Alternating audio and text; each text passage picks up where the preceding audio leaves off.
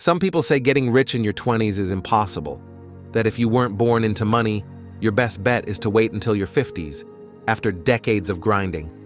But that's not the full picture, because there's a secret the rich won't say out loud. There are patterns, paths, and once you see them, you'll never look at wealth the same way again. In this video, we're breaking down the 3 types of people who get rich in their 20s, and which one might be your path.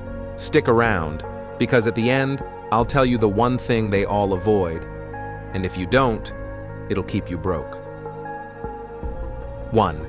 The builder. Think of someone like Toby Lütke, founder of Shopify. The builder gets rich by building something once that can scale endlessly. It's slow at first, no fancy cars, no spotlight. But while everyone else is chasing quick money, they're focused on infrastructure. This could be a tech founder, an app creator, a tool maker. They invest thousands of hours solving one big problem, and then let the product do the talking. Toby started Shopify because he wanted to sell snowboards online. He didn't like any of the platforms out there, so he built his own. Today, that decision made him a billionaire. Not because he sold snowboards, but because he built the store. The lesson? Builders think long-term. They create platforms, not just products. It's the slowest path in the beginning, but it scales the furthest. And the trade-off? It takes years of grinding before you see $1. Builders need patience and obsession. 2. The brand. The second path is the brand. Think Logan Paul. Love him or hate him, Logan did what few could do. He took attention and turned it into equity. He didn't just stay an influencer. He built Prime, a beverage brand now worth over $1 billion. Not because it's the best drink in the world, but because he owned attention. Brands like this are built on story, not spreadsheets. The face is the product. You see this with YouTubers, podcasters, creators, and even athletes. They get rich not from brand deals, but from becoming the brand themselves. But here's the risk. If the attention fades, so can the wealth. The brand path is powerful but volatile. It requires reinvention, constant relevance, and a connection to the audience that feels real. Still, if you can master the story and back it with a product, the payoff can be massive. 3. The flipper. The third path is the flipper. These are the fast movers. Think Iman Gadji, or anyone making 6 figures in dropshipping, real estate wholesaling, or info products. They get in early, ride a trend, and flip it for profit.